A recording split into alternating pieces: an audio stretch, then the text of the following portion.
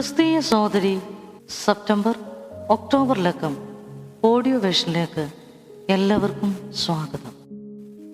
Editorial എഴുതിയത് Lovely George. ബുദ്ധിമുട്ടുകൾ മനുഷ്യന് ആവശ്യമാണ്. എന്തുകൊണ്ടെന്നാൽ വിജയം ആഘോഷിക്കാൻ അത് അത്യാവശ്യമാണ്. ഡോക്ടർ APJ അബ്ദുൽ കലാമിൻ്റെ വാക്കുകളാണിവ. കോവിഡ് കാലത്തെ ബുദ്ധിമുട്ടുകളെ അതിജീവിക്കുവാൻ മലയാളികൾ ഏറ്റെടുത്ത ഉദ്യമമായിരുന്നു കൃഷി. വീട്ടുമുറ്റത്തും വീടിനകത്തും ടെറസിലും ക്യാരി ബാഗുകളിലും വിത്ത് വിതച്ച് ഓരോരുത്തരും കർഷകരായി മാറി. വീടിനുള്ളിൽ ഒതുങ്ങിക്കൂടിയിരുന്ന സ്ത്രീകൾ തങ്ങളുടെ സമയങ്ങൾ ഏറെ ഉപയോഗപ്പെടുത്തിയത് പുതിയ പുതിയ ഇനം ചെടികൾ നട്ടുപിടിപ്പിക്കുന്നതിലും പച്ചക്കറിത്തോട്ടങ്ങൾ ഉണ്ടാക്കുന്നതിലുമായിരുന്നു. പാചകകല അഭ്യസിക്കുന്നതിനും അവയുടെ പ്രചാരണത്തിനു വേണ്ടി യൂട്യൂബ് ചാനലുകൾ നിർമ്മിക്കുന്നതിലും അവർ അതീവ തൽപരരായിരുന്നു. കോവിഡ് മുന്നിൽ വന്ന് ജീവിതം വഴിമുട്ടിപ്പോയവർ സ്വയം തൊഴിൽ കണ്ടെത്തി സാഹചര്യങ്ങളെ അതിജീവിക്കുകയാണുണ്ടായത്. സമയത്തിൻ്റെ വിലയും അതിൻ്റെ പ്രാധാന്യവും മനസ്സിലാക്കുവാൻ കൂടി ഉതകുന്നതാണ് ഈ കോവിഡ് കാലം. കോവിഡിൻ്റെ വരവ് സമൂഹത്തിൻ്റെ എല്ലാ മേഖലയിലുമുള്ളവരെ ഒരുപോലെ ബാധിക്കുമ്പോഴും അവയെ അതിജീവിച്ച് മുന്നേറിയവർ ഏറെയാണ്. നമ്മുടെ ജീവിതത്തിലെ പ്രതിസന്ധികളെ നമുക്ക് അവസരങ്ങളാക്കി മാറ്റുവാൻ സാധിക്കും. സഹോദരിമാരുടെ ആത്മിക ഉന്നമനവും പ്രായോഗിക ജീവിതത്തിൻ്റെ വളർച്ചയും ലക്ഷ്യമാക്കി പ്രവർത്തിക്കുന്ന ആത്മീയ കൂട്ടായ്മയാണ് ക്രിസ്തീയ സഹോദരി. സാധ്യതകളെ അവസരങ്ങളാക്കി മാറ്റുക എന്നാണ് സഹോദരിയുടെ ആപ്തവാക്യം. അനുകൂലമോ പ്രതികൂലമോ ആയ ഏതു സാഹചര്യത്തെയും നേരിടാനാകണം നമ്മൾക്ക്. നമ്മുടെ ജീവിതത്തിലെ പ്രതികൂല സാഹചര്യങ്ങളെ എങ്ങനെ അതിജീവിക്കാനാകുമെന്ന ചിന്തകളാണ് ഈ ലക്കം സഹോദരി വായനക്കാരുമായി പങ്കുവയ്ക്കുന്നത്. പ്രതിസന്ധികളിൽ തളർന്നു പോകാതെ ലഭിക്കുന്ന അവസരങ്ങളെ ദൈവനാമമഹത്വത്തിനായി പ്രയോജനപ്പെടുത്തുവാൻ നമുക്ക് ഓരോരുത്തർക്കും കഴിയണം. ലേഖനം ആകുലതകളോ അവസരങ്ങളോ, കുടുംബം ഒരു പണിപ്പുര. എഴുതിയത് ഷൈനി അഭിലാഷ്. കേരളത്തിൽ ലോക്ക്ഡൗൺ മൂലം ഭവനങ്ങളിൽ ഒറ്റപ്പെട്ടു പോയ സ്ത്രീകൾക്ക് വേണ്ടും വിധത്തിലുള്ള എല്ലാ സഹായങ്ങളും ചെയ്തു കൊടുക്കുവാൻ ഭർത്താക്കന്മാർ തയ്യാറാകണം. ഭവനത്തിലുള്ളവർ ഒത്തൊരുമയോടുകൂടെ പ്രവർത്തിച്ച് ജോലി ഭാരം കുറയ്ക്കണം. വാക്കുതർക്കങ്ങൾ മൂലം പരസ്പരം മിണ്ടാത്ത അവസ്ഥയിൽ മുൻപോട്ട് പോയിരുന്ന പലരും ഇപ്പോൾ ഒരേ വീട്ടിലിരിക്കേണ്ട അവസ്ഥയാണ്. ഇതും മാനസിക സമ്മർദ്ദത്തിന് കാരണമാകുന്നു. സ്കൂൾ കോളേജ് ജീവിതം നഷ്ടപ്പെട്ട കുഞ്ഞുങ്ങളും ഭവനത്തിൽ അടച്ചിടപ്പെട്ട അവസ്ഥയിലാണ്. ആയതിനാൽ എല്ലാവരും ഭവനങ്ങളിൽ സംയമനം പാലിക്കുകയും പരസ്പരം സഹായിക്കുകയും ചെയ്യണം. ലോക്ക്ഡൗൺ സമയത്തെ മുഖ്യമന്ത്രിയുടെ വാർത്താ സമ്മേളനത്തിൽ അദ്ദേഹം പറഞ്ഞ ഈ വാക്കുകൾ കോവിഡ് മുഖാന്തരം ഭവനങ്ങളിൽ അനുഭവപ്പെട്ട പ്രതിസന്ധിയുടെ മുഴുവൻ ചിത്രവും അടങ്ങിയിരിക്കുന്നു. ഏറെ പ്രതിസന്ധികളിൽ കൂടെയാണ് ഒരു കുടുംബം മുന്നോട്ട് പോകുന്നത്. പ്രതിസന്ധികളെ തരണം ചെയ്ത് മുന്നേറുന്നവർ വിരളവും. നിരവധി കുടുംബങ്ങൾ ഈ കാലഘട്ടത്തിൽ സഹായങ്ങൾക്ക് വേണ്ടി കെഞ്ചുന്ന കാഴ്ച ദിനം പ്രതി ഞങ്ങൾക്ക് കാണാമായിരുന്നു. എല്ലാം നിശ്ചലമായ ഒരു ദിവസം സ്കൂളിലും വീട്ടിലും ബന്ധുമിത്രാദികളുടെ ഭവനങ്ങളിലുമായി ഓടി നടന്നിരുന്ന മക്കൾ കൂട്ടിലടയ്ക്കപ്പെട്ട കിളികളെ പോലെയായി. അവർ സാമൂഹിക ജീവികളായി വളരേണ്ട പ്രായത്തിൽ ഇങ്ങനെ അടയ്ക്കപ്പെടുമ്പോൾ ഉണ്ടാകുന്ന മാനസിക സമ്മർദ്ദം ചെറുതായിരുന്നില്ല. മരത്തിൻ്റെ മേശയിലും ബെഞ്ചിലും ഇരുന്ന് പഠിക്കേണ്ടിടത്ത് തിളങ്ങുന്ന വെട്ടമുള്ള ഗ്ലാസ് സ്ക്രീനിലേക്ക് നോക്കിയുള്ള അവരുടെ പഠനം. എന്നാൽ വളരെ വേഗത്തിൽ കുട്ടികൾ അതുമായി പൊരുത്തപ്പെട്ടു. സ്ക്രീൻ ടൈമിന് ശേഷം അവരുമായി ഒന്ന് പുറത്തുപോയി ഫ്രഷായി മടങ്ങി വരാൻ പോലും പറ്റാത്ത അവസ്ഥ. ഈ പ്രതിസന്ധികളൊക്കെ ഞങ്ങൾ പരസ്പരം പങ്കുവച്ചു. ഈ സമ്മർദ്ദങ്ങൾ മറികടക്കുവാനായി ഞങ്ങൾ അവരോടുകൂടി കളിച്ചു. ഭവനം വൃത്തിയാക്കുന്നതിലും മറ്റും ഞങ്ങൾ അവരെ കൂടെ കൂട്ടി. അത്യാവശ്യം വേണ്ട പച്ചക്കറികൾ വീട്ടുമുറ്റത്ത് തന്നെ വളർത്തിയെടുത്തു. എല്ലാവരും കുറച്ചുകൂടി പ്രകൃതിയോടടുത്ത് ജീവിക്കാൻ ശ്രമിച്ചു. എല്ലാ പ്രതിസന്ധികളെയും മറികടന്നു പോകേണ്ടവരാണ് നാം എന്നുള്ള അവബോധം നൽകുവാൻ ഓരോ പ്രവൃത്തിയിലും ശ്രമിച്ചു. ഏറ്റവും പ്രയാസം അനുഭവിച്ചത് ആശയവിനിമയത്തിലായിരുന്നു. എല്ലാ സമ്മർദ്ദങ്ങളും പ്രകടമാകുന്നത് ഭാഷയിലാണല്ലോ. അതിനെ മറികടക്കുവാൻ അല്പം സൈക്കോളജി പഠനം ആവശ്യമാണെന്ന് മനസ്സിലായി. അങ്ങനെ പരസ്പരം കോർക്കുന്ന വാക്കുകളെ നേരെ കൂട്ടിയിണക്കുവാൻ ശ്രദ്ധ മുഴുവനും മനഃശാസ്ത്ര ഭാഷാ പഠനത്തിലേക്ക് തിരിച്ചു. കിട്ടിയ പുസ്തകങ്ങൾ അതിനായി വായിക്കുകയും ചെയ്തു. അവിടെ നിന്നും ഞാൻ ആരെന്നുള്ള തിരിച്ചറിവിലേക്ക് സഞ്ചരിക്കുകയായിരുന്നു. അങ്ങനെ സന്തോഷമായും സമാധാനപരമായും കാര്യങ്ങൾ മുമ്പോട്ട് നീക്കുവാൻ സാധിച്ചു. നാം ഇങ്ങനെ ചെറുദ്വീപുകളായി ഇരിക്കേണ്ടവരല്ലല്ലോ. നമുക്ക് സമൂഹത്തിന് ഈ കാലത്തിൽ എന്ത് ചെയ്യുവാനാകുമെന്നുള്ള ചിന്തയിൽ നിന്നും ഉരുത്തിരിഞ്ഞ ആശയങ്ങളുമായി ആദ്യം അയൽപ്പക്കങ്ങളിലേക്കും ആവശ്യക്കാരുടെ ഇടയിലേക്കും ഇറങ്ങി. ഒരു മാസ്ക് വാങ്ങാൻ, ഒരു സാനിറ്റൈസർ വാങ്ങാൻ ഗതിയില്ലാതെ പുറത്തിറങ്ങാതിരിക്കുന്ന ഒരു കൂട്ടം വിഭാഗം നമുക്ക് ചുറ്റുമുണ്ടെന്നും അവർക്ക് എന്തെങ്കിലും ചെയ്യണമെന്നും തീരുമാനിച്ചു. ഈ അറിവിൽ നിന്ന് ഈ കാലത്തിനാവശ്യം വിശ്വാസത്തിന്റെ പ്രവൃത്തിയാണ് എന്നും ബോധ്യമായി. ഉണ്ടായിട്ട് കൊടുക്കാം എന്നുള്ള വികലമായ ചിന്തയ്ക്ക് ഇവിടെ സ്ഥാനമില്ല. ഇന്നിൽ ജീവിച്ച് ഇന്നിൽ മരിച്ചാൽ എന്ത് ചെയ്യാനാകും എന്നുള്ള ചിന്തയിൽ നിന്ന് വേണം ഈ കോവിഡ് കാല പ്രതിസന്ധിയെ അതിജീവിക്കാൻ. ഞാൻ 3 തരവും ഭക്ഷണം കഴിക്കാൻ യോഗ്യനാണെങ്കിൽ ആ യോഗ്യത അവരനും ഉണ്ടെന്ന് നാം മറക്കാതിരിക്കുക. പുറത്തു പോകുമ്പോൾ ഒരു മാസ്കും സാനിറ്റൈസർ അധികം കയ്യിൽ കരുതിയാൽ ആവശ്യക്കാരൻ നിനക്ക് മുമ്പിൽ തന്നെ ഉണ്ടാകും. ആരെയും അന്വേഷിച്ചു പോകേണ്ടി വരില്ല യേശുവിൻ്റെ സ്നേഹം കാണിക്കാൻ. ഓരോ സംഭവത്തെയും നാം നേരിടുന്ന രീതിക്കാണ് വ്യത്യാസം വരുത്തേണ്ടത്. ഓരോ സംഭവത്തോടും നമുക്കുള്ള പ്രതികരണം എങ്ങനെയായിരിക്കും എന്നുകൂടി ഒന്ന് നോക്കാം. ഒരു പ്രസിപ്പിറ്റേറ്റിംഗ് ഇവന്റ് നമ്മുടെ ജീവിതത്തിൽ വരുമ്പോൾ ഒരു കൂട്ടം ആളുകൾ അതിനെതിരെ ഫൈറ്റ് ചെയ്യും. എന്നാൽ ഈ കൂട്ടരുടെ വികാരം ദേഷ്യമായിരിക്കും. ഇവർക്ക് മറ്റുള്ളവരെ കുറ്റപ്പെടുത്തുന്നതിലായിരിക്കും കൂടുതൽ ശ്രദ്ധ. അടുത്ത കൂട്ടർ ഫ്ലൈറ്റ് ചെയ്യും. എല്ലാം മറച്ചുവെച്ച് ജീവിക്കാനാണ് അവർക്കിഷ്ടം. മറ്റുള്ളവരാൽ തിരസ്കരിക്കപ്പെടുന്നവരായിരിക്കും ഇവർ. അതുകൊണ്ട് തന്നെ മറ്റുള്ളവരിൽ നിന്നും ഒഴിവായി ജീവിക്കും ഇവർ. ഇനി വേറൊരു കൂട്ടർ ഫ്രീസ് എന്ന വിശേഷണത്തിൽ പെടുന്നവരാണ്. ഒരു നിമിഷത്തിൽ നിശ്ചലമാക്കപ്പെട്ടവരാണിവർ. ന്യായവാദങ്ങൾ ഉന്നയിച്ച് മുമ്പോട്ട് നീങ്ങാനാണ് ഇവർക്കിഷ്ടം. അവസാനമായി ചെയ്യുന്ന ഫേസ് കൂട്ടരാണ് ഇവർ. കൃത്യമായി കാര്യങ്ങളെ നിർവചിച്ച് മുമ്പോട്ട് പോകുന്നവരായിരിക്കും. മറ്റുള്ളവരുമായി ബന്ധം പുലർത്തി ജീവിക്കാൻ ഇവർ ശ്രമിക്കും. ഒരു പ്രസിപ്പിറ്റേറ്റിംഗ് ഇവന്റിനെ ഓരോരുത്തരും ഇങ്ങനെയാവും കൈകാര്യം ചെയ്യുക. ഫേസ് ചെയ്യുന്നവർ ആ സംഭവത്തെ റെഡിഫൈൻ ചെയ്ത് വസ്തുനിഷ്ഠമായ വിലയിരുത്തലിലേക്ക് കടക്കും. ഇവർക്ക് സ്ട്രെസ്, ഡിപ്രഷൻ, ആൻസിറ്റി ഉണ്ടാവുകയില്ല. നാം ഇതിലേതിൽ പെടുന്നു എന്നുള്ള അറിവ് നമ്മെ നിരവധി പ്രതിസന്ധികളിൽ നിന്നും മറികടക്കുവാൻ സഹായിക്കും. സ്വയം അവബോധമാണ് ഏറ്റവും പ്രധാനം. നമ്മെക്കുറിച്ച് മറ്റുള്ളവർ അവർക്ക് തോന്നിയതുപോലെ പറഞ്ഞു നടക്കുന്നതിന് മുമ്പേ നാം നമ്മെ തന്നെ പഠിക്കാൻ ശ്രമിച്ചാൽ തീരാവുന്നതേയുള്ളൂ എല്ലാ പ്രതിസന്ധികളും. ഈ ലോകത്തിൽ പ്രതിസന്ധികളില്ലാതെ ജീവിക്കാൻ നമുക്കാവില്ല. എന്നാൽ ഇവയെ തരണം ചെയ്യുവാൻ നാം പ്രാപ്തിയുള്ളവരാണ്. അത് നാം മനസ്സിലാക്കുന്നിടത്തു നിന്ന് നാം മറികടക്കുകയാണ് എല്ലാ പ്രതിസന്ധികളെയും. ഒരു രാവും പുലരാതിരുന്നിട്ടില്ല, ഒരു മഴയും തോരാതിരുന്നിട്ടുമില്ല. പ്രത്യാശയുള്ള ജീവിതമാണ് ഒരുവന്റെ ഏറ്റവും വലിയ ധനം. വാർദ്ധക്യകാല സമ്മർദ്ദങ്ങൾ. എഴുതിയത് മേരി എബ്രഹാം. ബാല്യം, യൗവനം, വാർദ്ധക്യം എന്നീ അവസ്ഥകളിൽ കൂടെ മനുഷ്യർ സഞ്ചരിക്കുന്നു.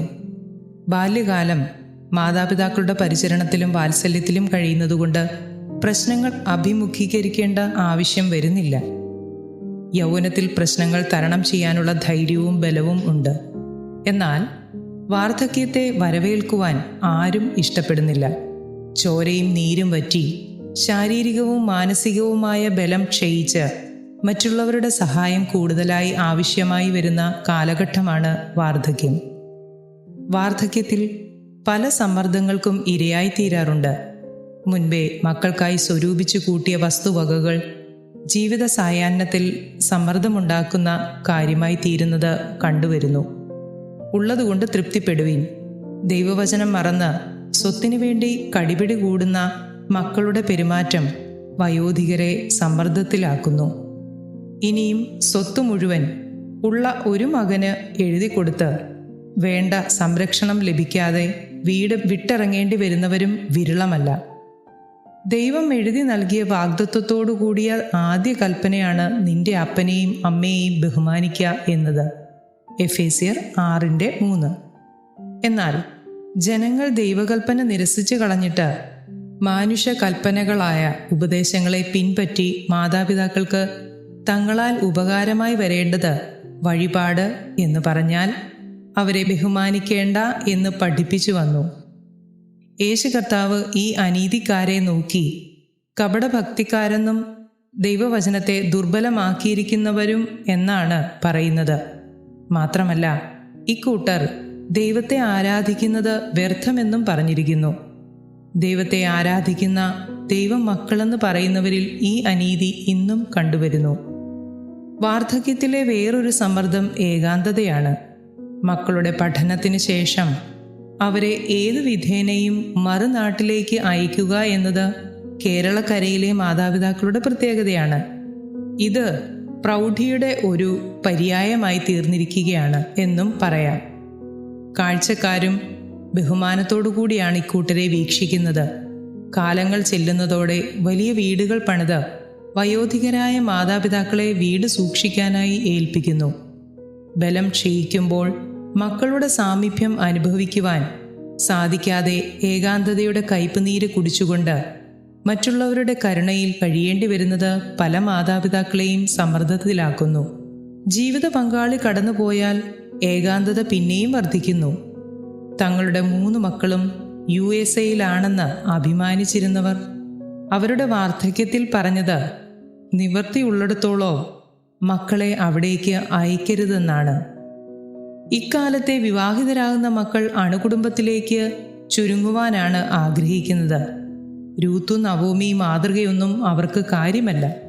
വിവാഹ കാർമ്മികരും അപ്പനെയും അമ്മയെയും വിട്ട് ഭാര്യയോട് പറ്റിച്ചേരും എന്ന വചനത്തിന് മാത്രമാണ് പ്രസക്തി കൊടുക്കുന്നത്.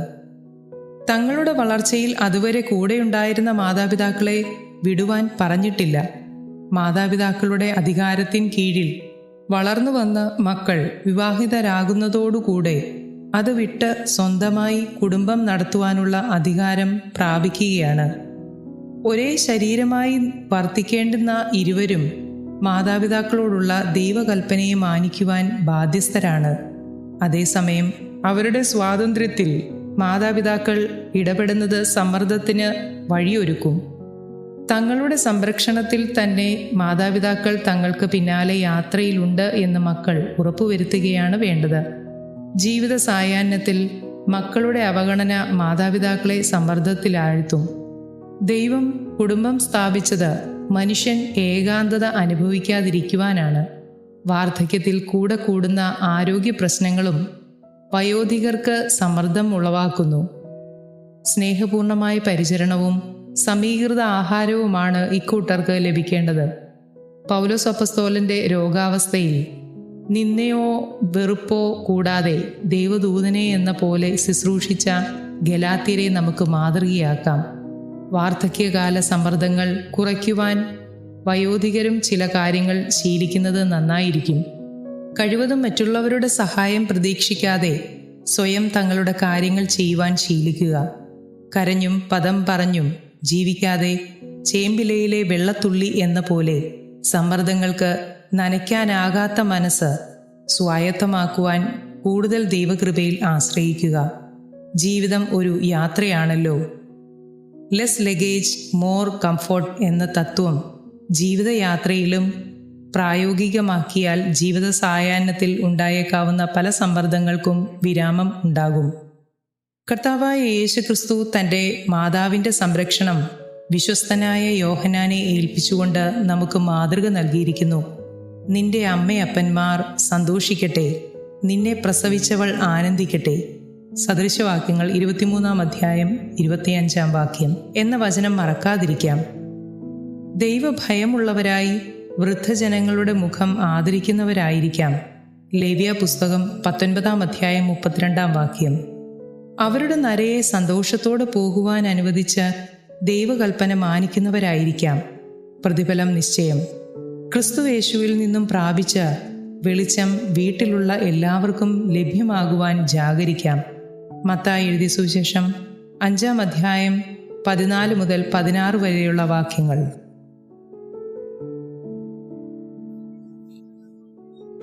Pretty thoughts. ഒരു സാധാരണ വീട്ടമ്മയിലൂടെ ദൈവം ചെയ്ത അസാധാരണ കാര്യങ്ങളുടെ കഥ. ഞാനോ? എനിക്ക് ഒന്നിനും കഴിവില്ലേ? ഈ ചിന്തയുടെ തടങ്കലിൽ സ്വയം കുരുക്കിയിട്ടിരുന്ന വ്യക്തിയായിരുന്നു ഒരു കാലത്ത് റാന്നി വള്ളിയിൽ പ്രെറ്റി ലിജു എന്ന യുവ സഹോദരി. ബിസിനസ്സുകാരനായ ലിജു വി ജോർജിന്റെ പത്നി, 3 കുഞ്ഞുങ്ങളുടെ അമ്മ, കാർമേൽ എഞ്ചിനീയറിംഗ് കോളേജിൽ ലെക്ചററായി കുറെ കാലം സേവനമനുഷ്ഠിച്ചു. തുടർന്ന് ജോലി രാജിവെച്ച് ഡോക്ടറൽ പഠനത്തിൽ വ്യാപൃതയാണിപ്പോൾ. ഒപ്പം തന്നെ ഡിജിറ്റൽ മീഡിയയിൽ ആത്മീകമായി യൗവനക്കാരെ പ്രോത്സാഹിപ്പിക്കുന്ന യൂത്ത് റെവല്യൂഷൻ, പ്രിറ്റി തോട്ട്സ് തുടങ്ങിയ പേജുകളുടെ രൂപകർത്താവ്.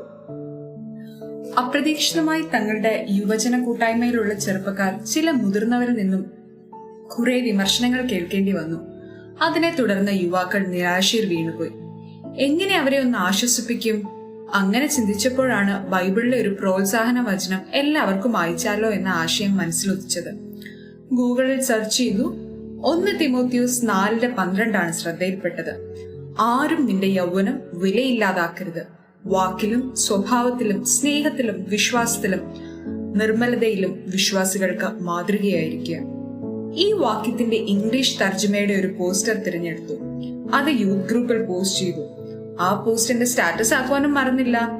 തെല്ലു നേരത്തിന് ശേഷം നോക്കിയപ്പോൾ ആ യുവസംഘത്തിൽ കൂടുതൽ പേരുടെയും വാട്സപ്പ് സ്റ്റാറ്റസായി ഈ പോസ്റ്റർ മാറിയത് കണ്ടു.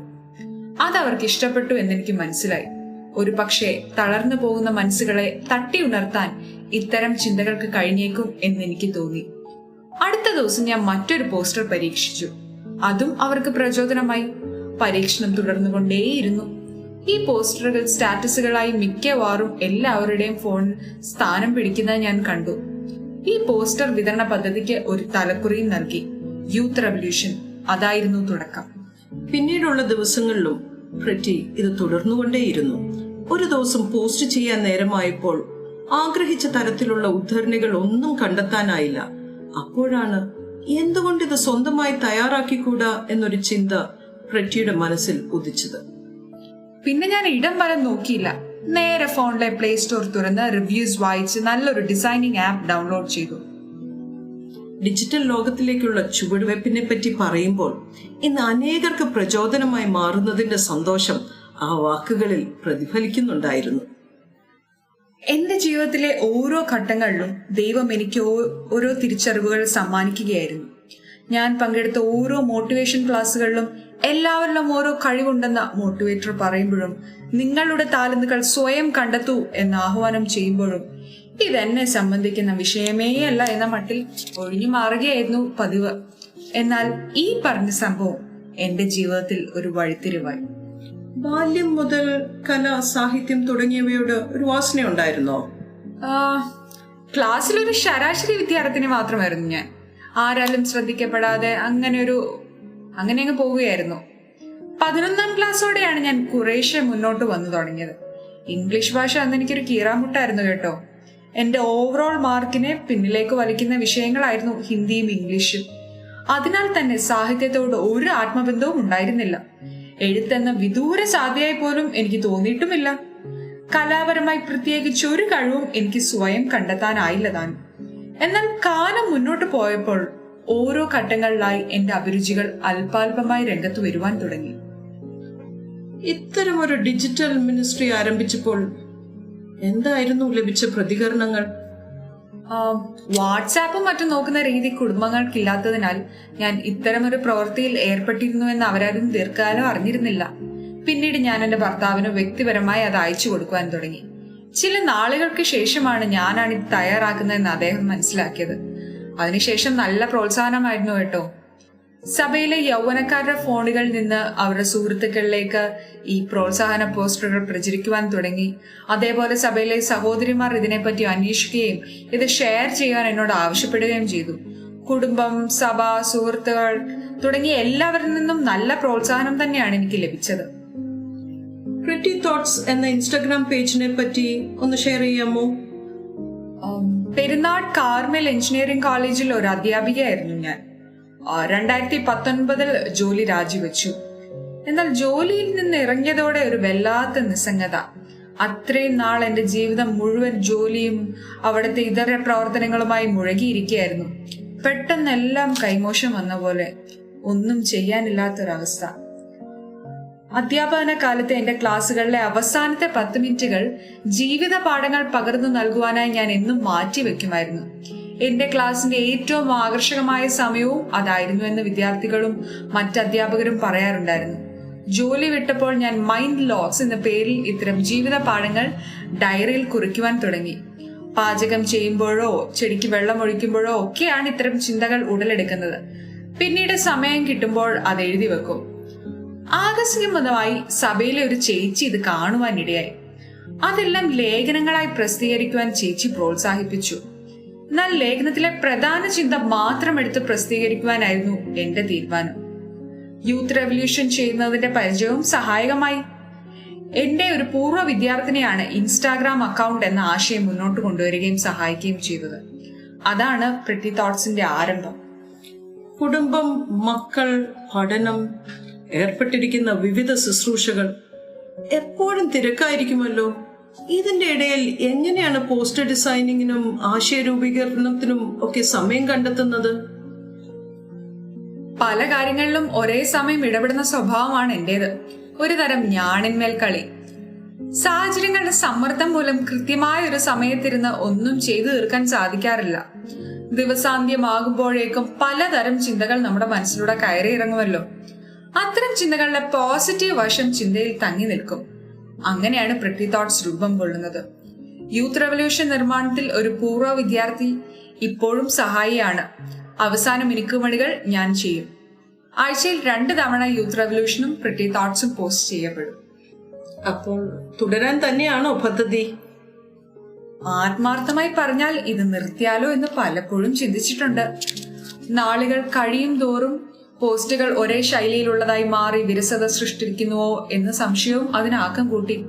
ഒപ്പം ഒരുപാട് കാര്യങ്ങളിലെ പങ്കാളിത്തവും. അങ്ങനെ ആകെ നിരുത്സാഹപ്പെട്ടിരിക്കുമ്പോഴാണ് പലരുടെയും സന്ദേശങ്ങൾ എന്നെ തേടിയെത്തുന്നത്. ചേച്ചി, ഇതെനിക്ക് വേണ്ടിയായിരുന്നു. ഇത് വളരെയധികം പ്രയോജനപ്പെട്ടു.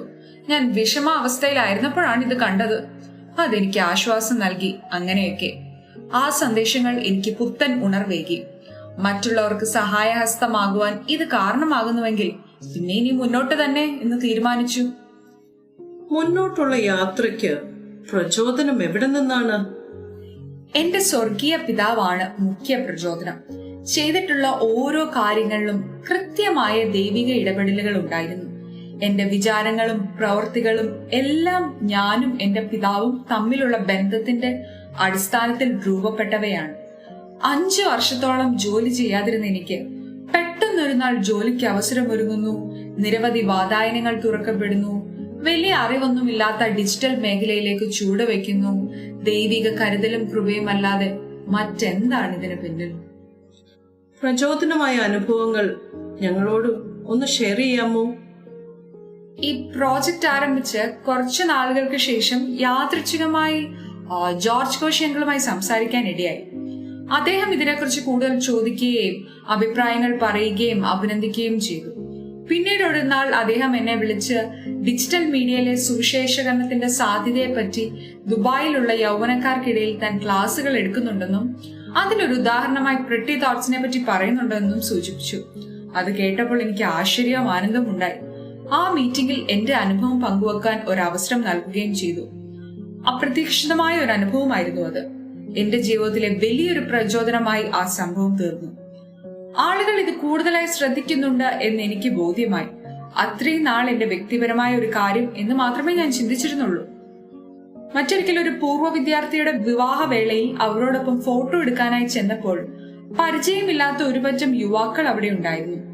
എന്നെ കണ്ട ഉടൻ അന്നത്തെ വരൻ തന്റെ സുഹൃത്തുക്കളെ വിളിച്ച് പരിചയപ്പെടുത്തിയത് ഇങ്ങനെയായിരുന്നു: ഇതാണ് എന്റെ പ്രറ്റി മെസ്സാണ് നമ്മുടെ യൂത്ത് റെവല്യൂഷനും തയ്യാറാക്കുന്നത്. അതവൻ മറ്റുള്ളവരുമായി ഷെയർ ചെയ്യുന്നുണ്ടെന്നും അവർ പറഞ്ഞു. ആ കൂട്ടുകാരും തങ്ങളുടെ കൂട്ടുകാരോട് അത് ഷെയർ ചെയ്യുന്നുണ്ടത്രേ. അയ്യോ, അത് വളരെ സന്തോഷം തരുന്ന ഒരു അനുഭവമായിരുന്നു. ആദ്യം എന്റെ കോണ്ടാക്ട് ലിസ്റ്റിലുള്ള ആളുകൾക്ക് മാത്രമേ ഞാൻ ഇത് ഷെയർ ചെയ്യുന്നുള്ളായിരുന്നു. എന്നാൽ പിന്നീട് എന്റെ പൂർവ്വ വിദ്യാർത്ഥികൾക്കും അയച്ചു തുടങ്ങി. അവരിലൂടെ അവരുടെ പ്രിയപ്പെട്ടവരിലേക്കും ഒക്കെ ഇത് എത്താൻ തുടങ്ങി. പതിയെ കടൽ കടന്ന് വിദേശ നാടുകളിലുള്ളവരുടെ ഫോണുകളിലേക്കും ഹൃദയങ്ങളിലേക്കും pretty thoughts in youth revolution എത്തിത്തുടങ്ങി. ഞാൻ ഏറ്റെടുത്തിരിക്കുന്ന ദൗത്യത്തിന്റെ പ്രാധാന്യം എനിക്ക് കൂടുതൽ ബോധ്യമായി. കുടുംബത്തിന്റെ പിന്തുണ? വഴിയിൽ കൂടെ പോകുന്ന കാര്യങ്ങൾ പോലും പിടിച്ച് തലയിൽ വെക്കുന്ന ആൾ എന്ന എന്നെ നിരവധി പേർ കളിയാക്കാറുണ്ട്. എന്നാൽ വീട്ടുകാരുടെ പൂർണ്ണ പിന്തുണ ഉള്ളതുകൊണ്ട് മാത്രമാണ് ഈ കാര്യങ്ങളിലെല്ലാം ഇടപെടാൻ സാധിക്കുന്നത്. അവർ നൽകുന്ന സ്വാതന്ത്ര്യം അത്രയും വലുതാണ്. ഭർത്താവ് ലിജു എന്നിലും എന്റെ താലന്തുകളിലും അർപ്പിച്ചിരിക്കുന്ന വിശ്വാസം വളരെ വലുതാണ്. മക്കൾ ഹെയ്സലും നദാനിയലും ആഡ്രിയലും നൽകുന്ന പിന്തുണയും ഒപ്പം മാതാപിതാക്കളുടെ പ്രോത്സാഹനവും എനർജി ബൂസ്റ്ററുകൾ തന്നെ. സാങ്കേതിക പാഠവും എങ്ങനെയാണ് ആർജിച്ചത്? സ്ത്രീകൾ ഡിസൈൻ മേഖലയിൽ അധികം ഇടപെടാറില്ലല്ലോ. എഞ്ചിനീയറിംഗ് പഠനവേളയിൽ എനിക്ക് ഇത്തരം കാര്യങ്ങളോട് താല്പര്യം ഉണ്ടായിരുന്നു. എന്നാൽ പിന്നീട് അതിനോടുള്ള അഭിനിവേശം കുറഞ്ഞു. അത്യാവശ്യം ജോലികൾക്കായി മാത്രമേ അതിനെ ഉപയോഗിച്ചുള്ളൂ. പക്ഷെ യൂത്ത് റെവല്യൂഷൻ, പ്രിറ്റി തോട്ട്സ് തുടങ്ങിയവ ആരംഭിച്ചതോടെ ഡിസൈനിങ്ങും മറ്റും കൂടുതലായി ഞാൻ തന്നെ യൂട്യൂബിലൂടെ മറ്റും പഠിക്കുവാൻ തുടങ്ങി. ഇപ്പോൾ സഭയുടെ സൂം മീറ്റിങ്ങുകളും അതിനായുള്ള പോസ്റ്റർ നിർമ്മിക്കുന്നതിലുമൊക്കെ ഒരു പങ്കാളിയാവാൻ എനിക്കും അവസരം ലഭിച്ചു. ട്യൂട്ടോറിയൽ എന്ന പേരിൽ സാങ്കേതിക വിഷയങ്ങളെ സംബന്ധിച്ച് നിരവധി പഠന വീഡിയോകൾ യൂട്യൂബിൽ ലഭ്യമാണ്. വിരൽത്തുമ്പിൽ വിജ്ഞാന ലോകമുള്ളപ്പോൾ പിന്നെ എന്തിനാണ് പ്രായവും മുൻകാല പരിചയം ഒന്നും? ഇതൊന്നും ഒരു പ്രശ്നമുള്ള കാര്യങ്ങളെയല്ല. ഒരു മനസ്സുണ്ടായാൽ മാത്രം മതി. ഡിജിറ്റൽ പ്ലാറ്റ്ഫോമിൽ ക്രിസ്ത്യൻ കമ്മ്യൂണിക്കേഷന്റെ സാധ്യതകൾ എന്തൊക്കെയാണ്? സ്ഥലത്തിന്റെ അതിർവരമ്പുകൾ ഇല്ലാതെ, വേർതിരിവുകളില്ലാതെ, സാമൂഹിക അകലമില്ലാതെ എല്ലാവരിലേക്കും എത്താൻ ഡിജിറ്റൽ മീഡിയ ഒരു മികച്ച മാധ്യമമാണ്. ഡിജിറ്റൽ കമ്മ്യൂണിക്കേഷൻ ഇല്ലാതായിരുന്നെങ്കിൽ ഈ കോവിഡ് കാലം എങ്ങനെയുള്ളതാകുമായിരുന്നു? ചിന്തിക്കാൻ തന്നെ ബുദ്ധിമുട്ടല്ലേ? നമ്മുടെ അടുത്തേക്ക് യൗവനക്കാരെ വരുത്തുന്നതിലും എളുപ്പമാണ് അവരുടെ അടുക്കിലേക്ക് പോവുക എന്നത്. അവരുമായുള്ള ആശയവിനിമയത്തിന്റെ മികച്ച ഉപാധിയാണ് ഡിജിറ്റൽ പ്ലാറ്റ്ഫോമുകൾ. അവരിഷ്ടപ്പെടുന്ന സാങ്കേതിക വിദ്യയിൽ അവരുടെ ഭാഷയിൽ അവരോട് ഇടപെടാനാകുമല്ലോ. സുവിശേഷീകരണത്തിന് മികച്ചൊരു ഉപാധിയാണ് ഡിജിറ്റൽ മീഡിയ. സാമ്പത്തിക ചിലവുകൾ അധികമില്ലാതെ വീടുകളിൽ തന്നെ ഇരുന്ന് എല്ലാവർക്കും അതിൽ പങ്കാളിയാവാൻ സാധിക്കും. സോഷ്യൽ മീഡിയയിൽ അപകട സാധ്യതകൾ ഉണ്ടെങ്കിലും നിരവധി ആളുകളിലേക്ക് എത്താനുള്ള ഒരവസരം കൂടിയാണിത്. ഡിജിറ്റൽ മീഡിയയിലൂടെ പങ്കുവയ്ക്കപ്പെടുന്നതിനാൽ ഈ സന്ദേശങ്ങളൊക്കെ യഥാർത്ഥത്തിൽ ആളുകൾക്ക് വേണ്ടത്ര പ്രാധാന്യം നൽകാറുണ്ടോ? അത് വളരെ പ്രധാനപ്പെട്ട ഒരു കാര്യമാണ്. ഞാൻ നിർമ്മിച്ച ഈ പോസ്റ്ററുകൾ എല്ലാവരിലും എത്തിപ്പെടുന്നതും അവർ പങ്കിടുന്നതും ഒക്കെ വളരെ സന്തോഷമുള്ളതാക്കുന്നതായിരുന്നു. എങ്കിലും ഒരു ദിവസം ഞാൻ ചിന്തിച്ചു, ഇവർ വെറുതെ പങ്കിടുന്നതാണോ അതോ ശരിക്കും വായിക്കുന്നുണ്ടോ? ഇത്തരം ചോദ്യങ്ങൾ എന്നിൽ ഉണർന്നു. എന്നാൽ അതൊന്ന് പരീക്ഷിക്കണമല്ലോ എന്ന് വിചാരിച്ച് ഞാൻ ഒരു ദിവസം ഒരു ബൈബിൾ വാക്യത്തിനൊപ്പം തെറ്റായ ഒരു റെഫറൻസ് കൊടുത്തു. വളരെ കുറച്ചു പേർ മാത്രമേ തെറ്റ് കണ്ടുപിടിച്ച് അതിനോട് പ്രതികരിച്ചുള്ളൂ.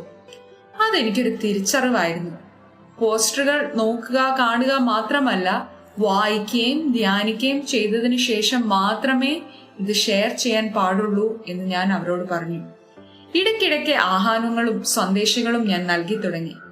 വളരെ ചെറിയ വാക്യങ്ങളിലൂടെ വലിയ ആശയങ്ങൾ കൈമാറുകയാണ് ഡിജിറ്റൽ മീഡിയയുടെ പ്രധാന മന്ത്രം. അപ്പോൾ ഡിജിറ്റൽ എഴുത്തിൽ ശ്രദ്ധിക്കേണ്ട കാര്യങ്ങൾ എന്തൊക്കെയാണ്? എന്തിനേയും ഏതിനേയും പറ്റി വിവരങ്ങൾ ലഭിക്കുന്ന സ്ഥലമായി മാറിയിരിക്കുകയാണ് ഗൂഗിൾ. പക്ഷേ അതിൽ പതിയിരിക്കുന്ന അപകടം എന്താണെന്ന് വെച്ചാൽ, നമുക്ക് ലഭിക്കുന്ന വിവരങ്ങൾ എത്രമാത്രം ശരിയാണെന്ന് അറിയാനായി മാർഗമില്ല. ഒപ്പം തന്നെ നമ്മൾ നൽകുന്ന വിവരങ്ങൾ കൃത്യമായിരിക്കണം. ഡിജിറ്റൽ മീഡിയയിൽ ആർക്കും എന്നും എഴുതാമെന്നുള്ളതിനാൽ മറ്റുള്ളവരിനെ ഇകഴ്ത്താനുള്ള, ഉപദ്രവിക്കാനുള്ള അവസരമായി ഇത് ഉപയോഗിക്കരുത്. ഡിജിറ്റൽ വേദിയെ സദ്വർത്തമാനങ്ങൾ പങ്കുവെക്കാനുള്ള ഒരിടമായി വേണം ഇതിനെ കാണാൻ.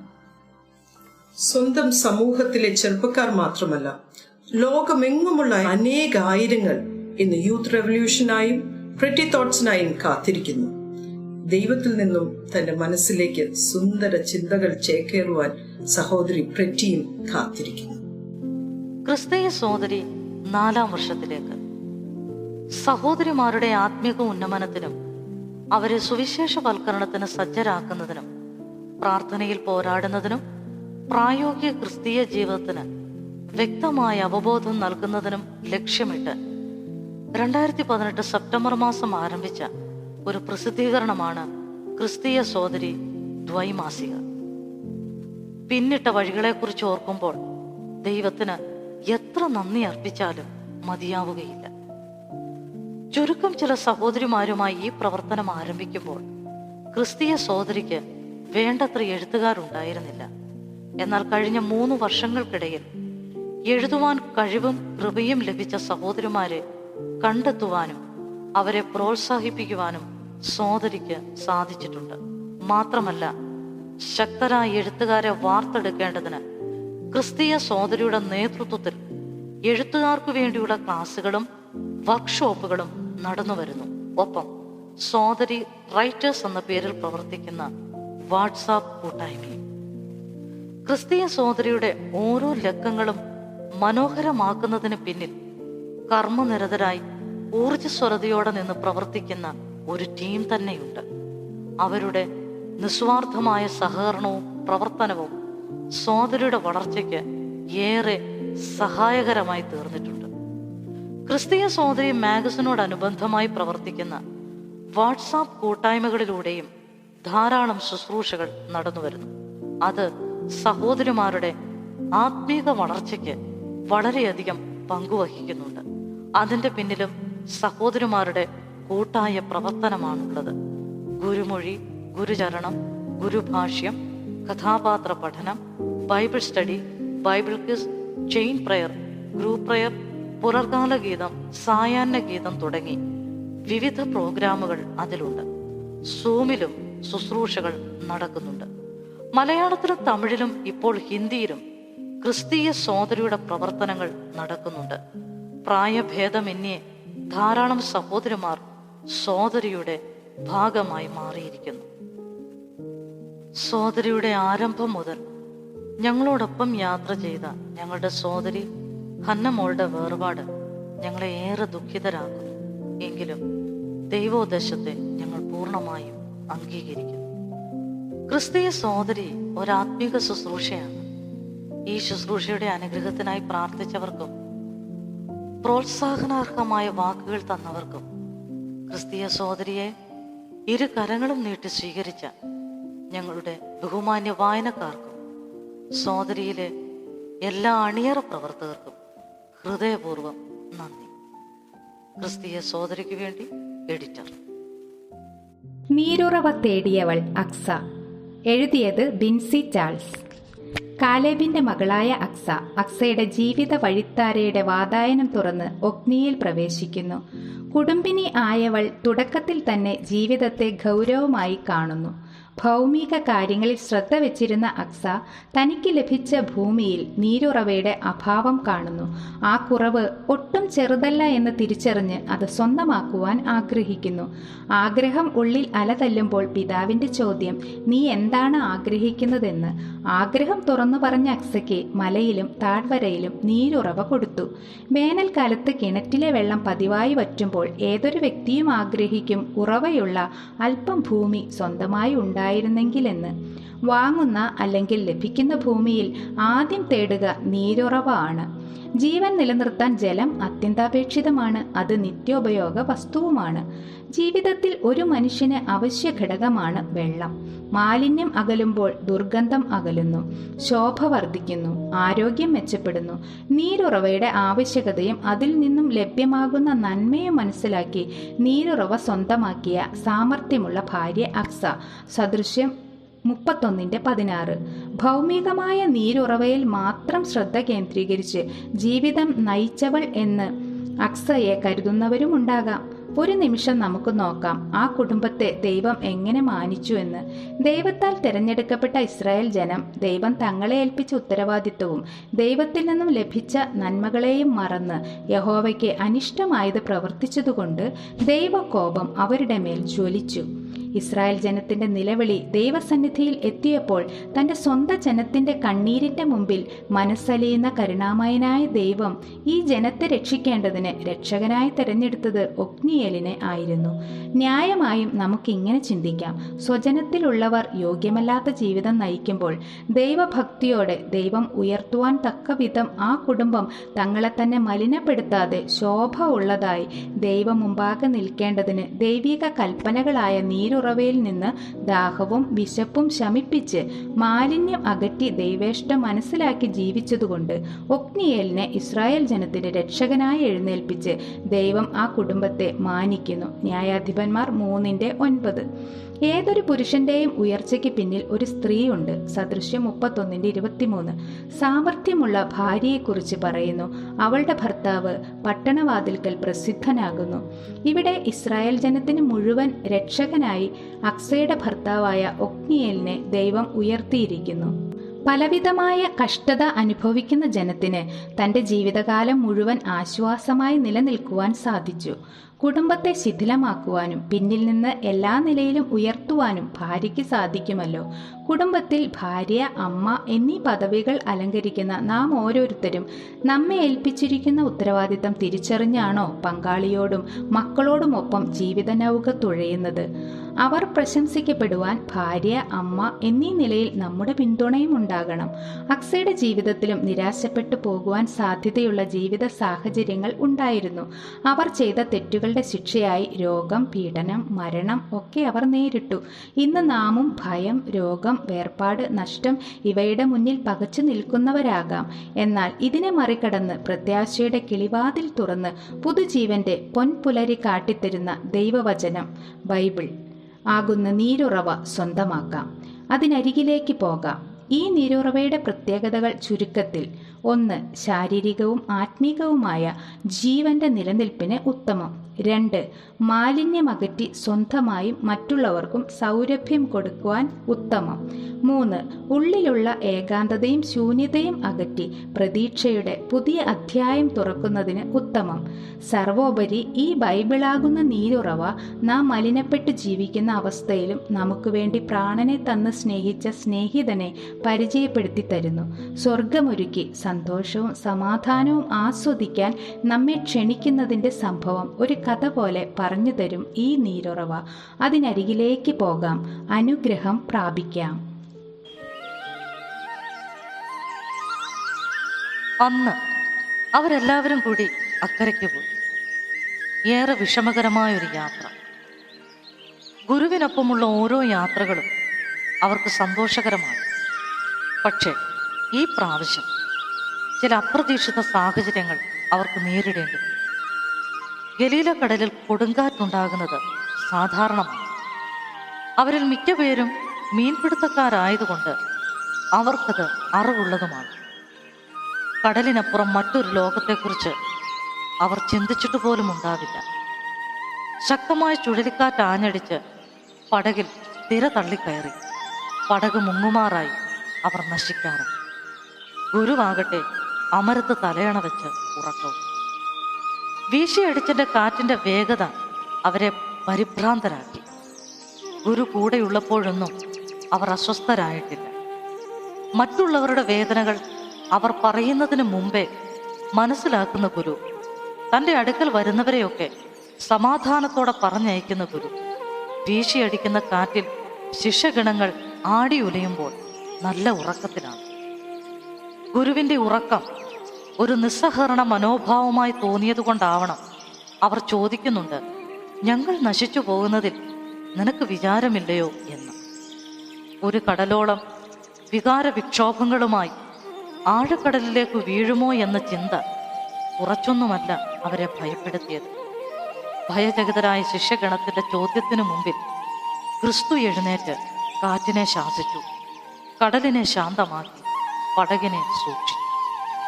ശേഷം അവിടുന്ന് ശിഷ്യഗണങ്ങളോട് ചോദിക്കുന്നുണ്ട്, നിങ്ങൾ ഇങ്ങനെ ഭീരുക്കളാകുവാൻ എന്ത്? നിങ്ങൾക്കിപ്പോഴും വിശ്വാസമില്ലയോ? ശരിയല്ലേ, നാം ഇപ്പോഴും ഭീരുക്കളാകുന്നുണ്ട്.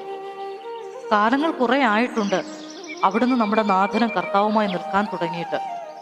ഇന്നും നമ്മുടെ ഭീരുത്വം മാറിയിട്ടില്ല, വിശ്വാസം കൂടിയിട്ടുമില്ല. ശരിക്കും നമുക്കൊരു മാറ്റം ആവശ്യമില്ലേ? ഗുരു പടകിന്റെ അമരത്ത് തന്നെ ഉണ്ടായിരുന്നു. ഇത്രയും കാലം കൂടെ നടന്നിട്ടും ഗുരുവിനെ മനസ്സിലാക്കാതെ പോയത് ഭീരുത്വമെന്നല്ലാതെ മറ്റെന്തു പറയാൻ? പടകിന്റെ പ്രധാന ഭാഗമാണ് അമരം. കടലിന്റെ ഗതിവിഗതികൾ അറിഞ്ഞ് പടകിനെ നിയന്ത്രിക്കുന്ന ഭാഗം അഥവാ പിന്നണിയ.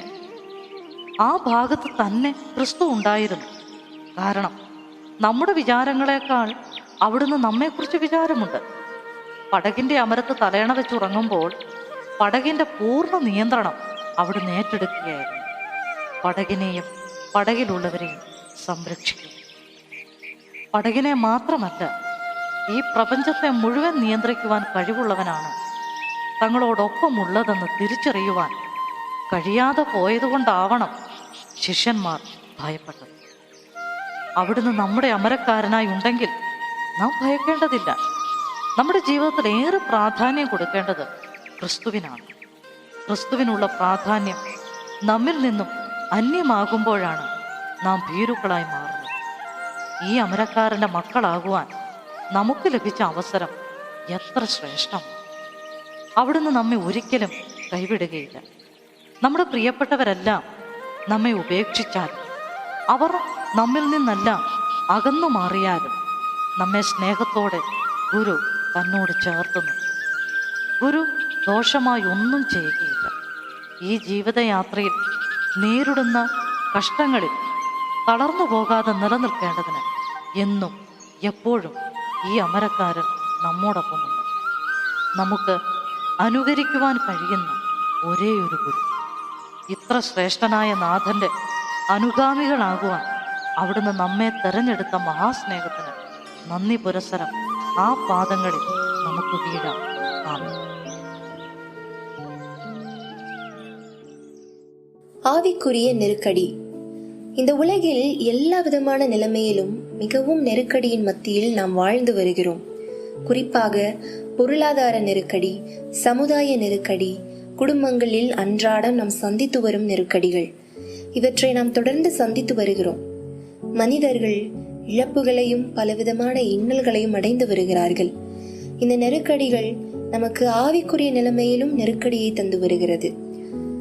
ஆவிக்குரிய நெருக்கடியை உருவாக்கும் சில காரணங்களையும் அவற்றை எவ்வாறு மேற்கொள்வது என்பதற்கான வழிமுறைகளையும் நாம் சிந்திக்கலாம். முதலாவதாக சுயத்தை சார்ந்து கொள்ளுதல். சுயத்திலும் தங்களுடைய பணத்திலும் சார்ந்து வாழக்கூடிய அநேக கிறிஸ்தவர்களை நாம் பார்க்க முடியும். தாவீது அரசன் தன்னுடைய ஜனங்களை தொகையிட வேண்டும் என்று தீர்மானித்தார். அதை செய்யவும் உத்தரவிட்டார். ஆனால் அது அவருக்கும் அவருடைய ஜனங்களுக்கும் பேரழிவை தந்தது. யோனா தனது சொந்த தீர்மானத்தின்படி நினிவேயை தவிர்த்து தனது சொந்த பணத்தை கொடுத்து தர்ஷீஷுக்கு கப்பல் ஏறினார். விளைவு பல நஷ்டங்களையும் கஷ்டங்களையும் அவர் அனுபவித்தார்.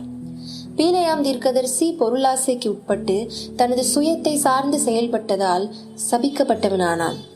இன்னும் இப்படிப்பட்ட எத்தனையோ எடுத்துக்காட்டுகளை வேதாகமம் நமக்கு சுட்டி காட்டுகிறது.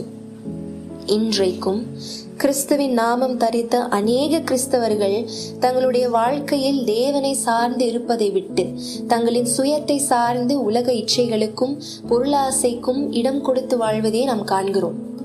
இதை குறித்து அப்போஸ்தலனாகிய பவுல் பண ஆசை எல்லா தீமைக்கும் வேறா இருக்கிறது என்று 1 தீமோத்தேயு 6:10 கூறியுள்ளார்.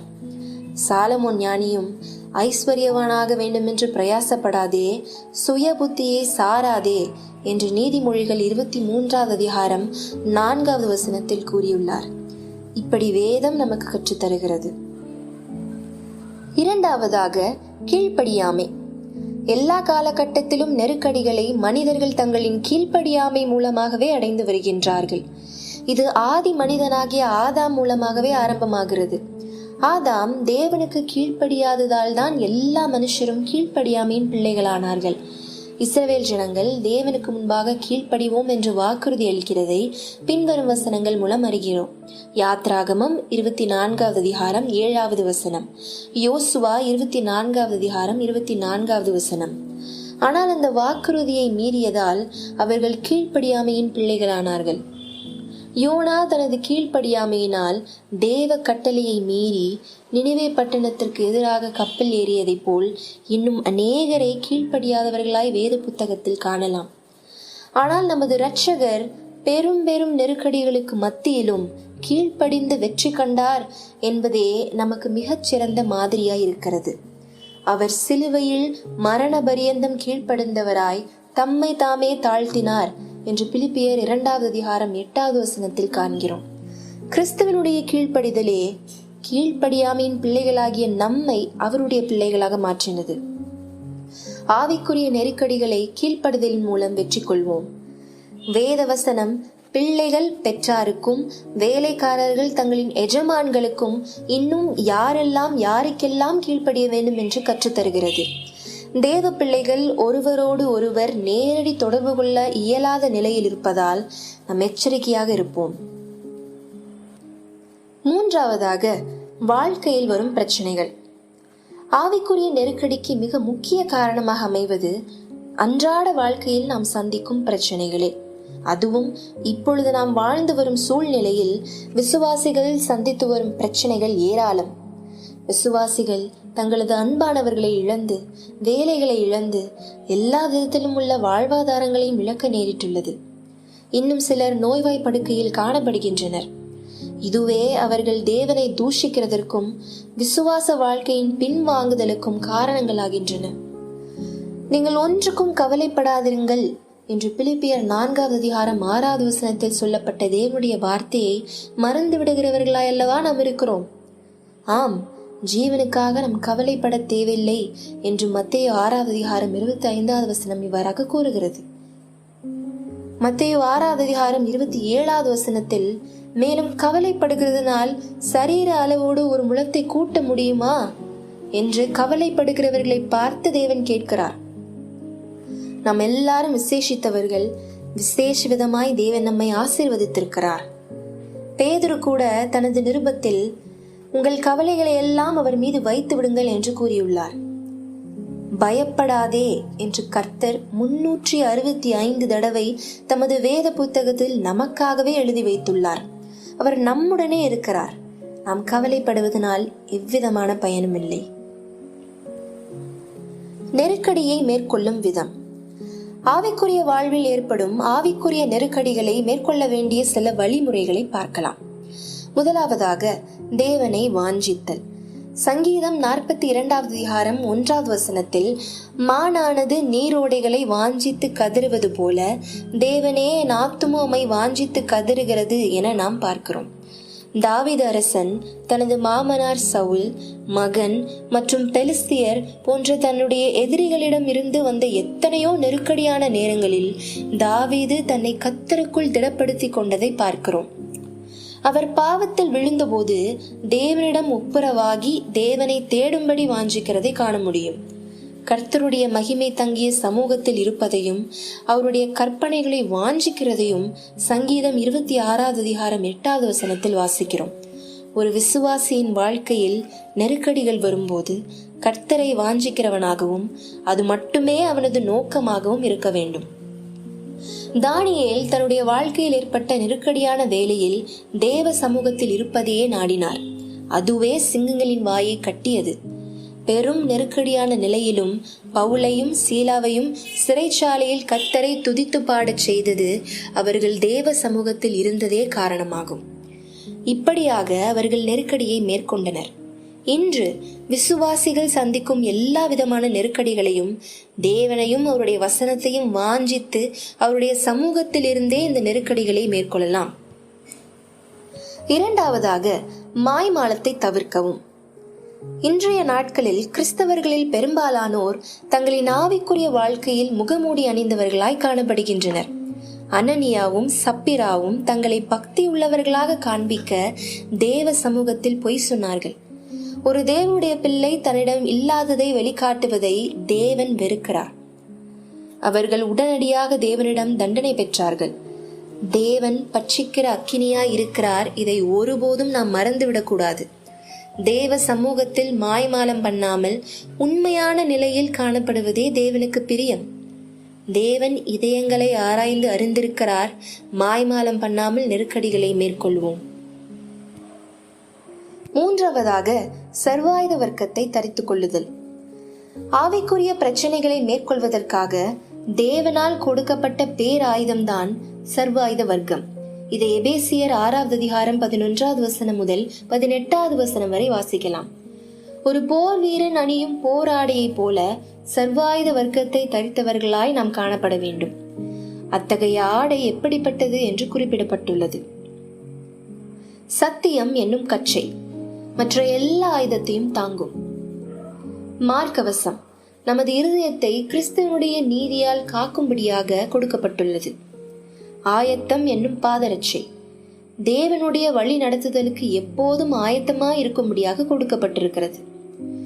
விசுவாசம் என்னும் கேடயம் சாத்தானுடைய எல்லா அக்கினி அஸ்திரங்களையும் அவித்து போடும்படியாக கொடுக்கப்பட்டிருக்கிறது. இரட்சண்யம் என்னும் தலைச்சீரா ஒரு சரீரத்தின் மிக முக்கியமான பகுதியை பாதுகாக்கும்படியாக தலைச்சீரா கொடுக்கப்பட்டுள்ளது. தெய்வ வசனமாகிய பட்டயம் வேத வசனம் இருபுறமும் கருக்குள்ள பட்டயமாகவும் பாதைக்கு வெளிச்சமாகவும் சொல்லப்பட்டுள்ளது. இந்த சர்வாயுத வர்க்கத்தை தரித்தவர்களாய் ஜபத்தில் மூழ்கியவர்களாய் காணுதல் நலம். இவைகளை நாம் நம்முடைய வாழ்க்கையில் நடைமுறைப்படுத்தும் போதுதான் ஆவிக்குரிய நெருக்கடிகளை மேற்கொள்ள முடியும். கர்த்தருடைய நாமம் மகிமைப்படுவதாக. ஆமீன். Crisis to Crown, written by Sheba Sam.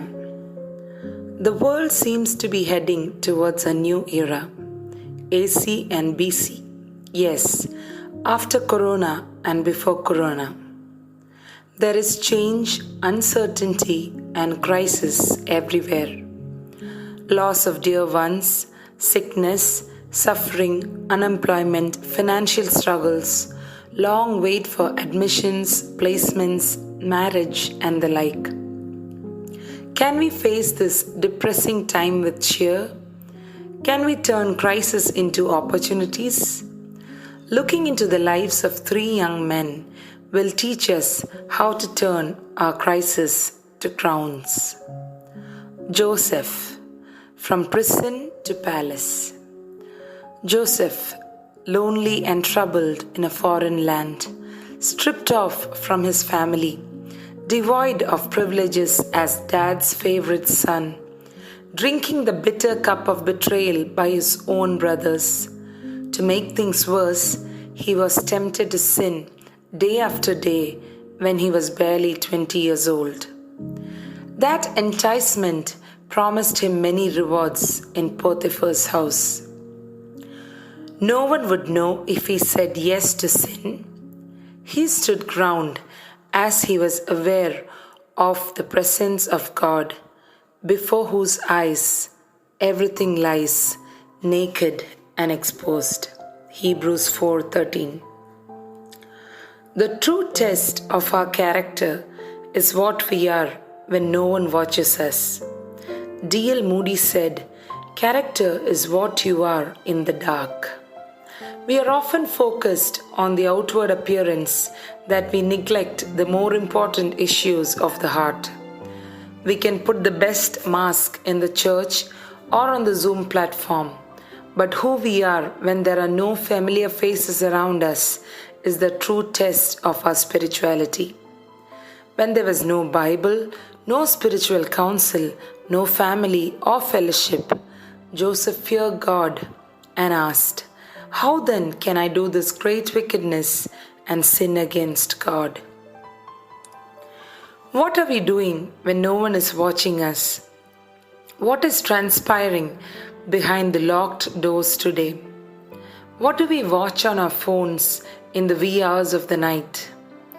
Many have fallen prey to the evil of pornography and other addictions. Are we mindful that even when the lights are shut off, God is watching us? The psalmist cries, "You have set our iniquities before you, our secret sins in the light of your presence. Psalm 98.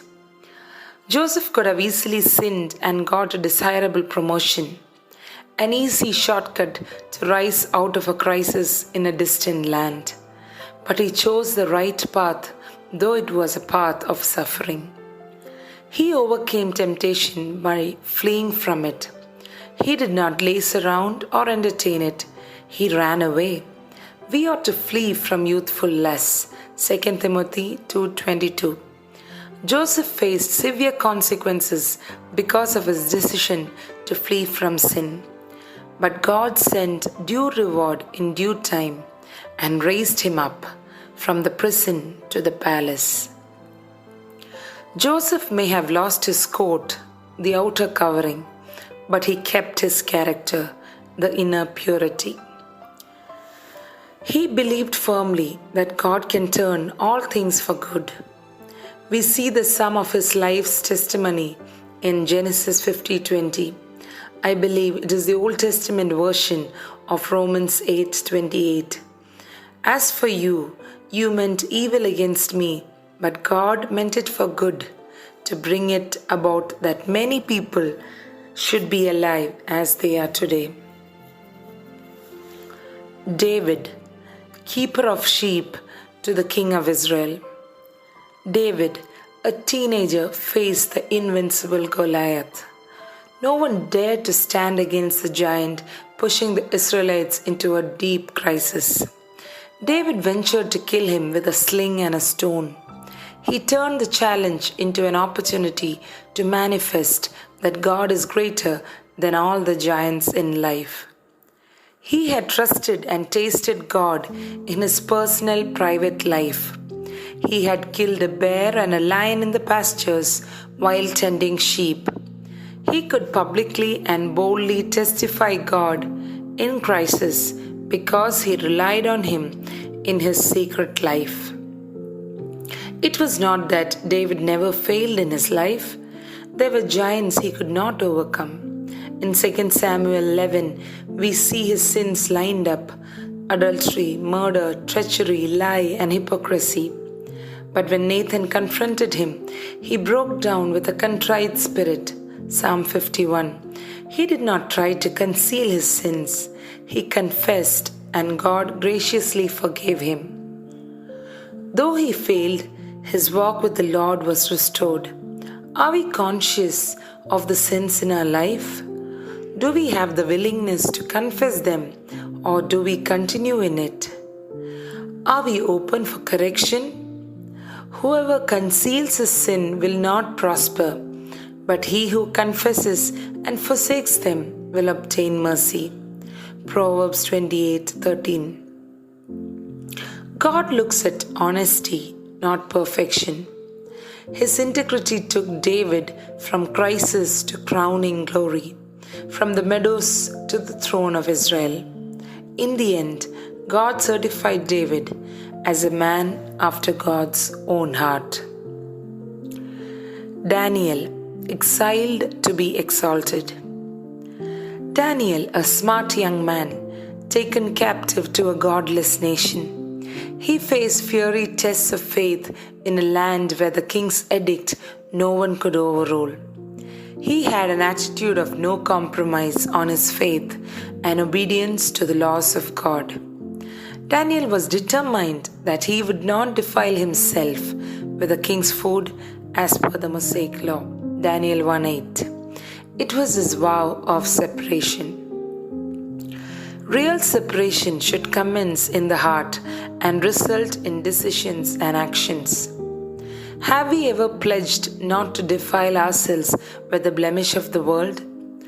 Outwardly, we might look exceptionally fine, but what about our heart? What about our attitude of pride, greed, jealousy, anger, malice, and the like? Have we taken a radical approach in dealing with sin? Are we willing to pay the cost for a holy, blameless life? It is easy to put a face of godliness while the inside is rotten and full of filth. This is a danger permeating our churches today. Hypocrisy is a sin that Jesus condemned in strong language. It is an outward appearance tagged as a sign of separation with hearts that are unholy. Daniel decided in his heart that he will be pure in and out. Holiness in our speech, thoughts, actions is what we should exemplify as young women. Jesus denotes in Matthew 15:17-20 that the true mark of separation is what comes outside of our mouth. But the things that comes out of a person's mouth comes from the heart and defiles them. For out of the heart comes evil thoughts, murder, adultery, sexual immorality, theft, false testimony, and slander. Daniel abstained from eating food offered to idols. There are many idols in our life that needs to be thrown away. Is there anyone or anything we love more than God Himself? They need to be identified and corrected. Daniel continued to live a holy life and never failed to pray and seek God's voice all the days of his life.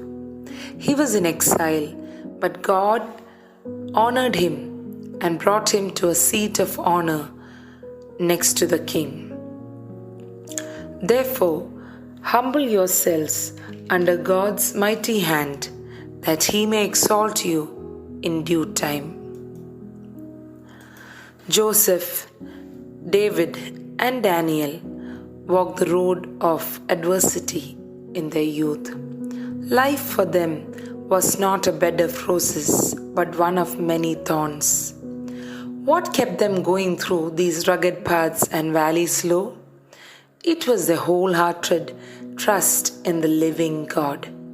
This trust enabled them to overcome sin and suffering and to be victorious. Dear sisters, in every crisis, let us run to God. Be honest and faithful to Him.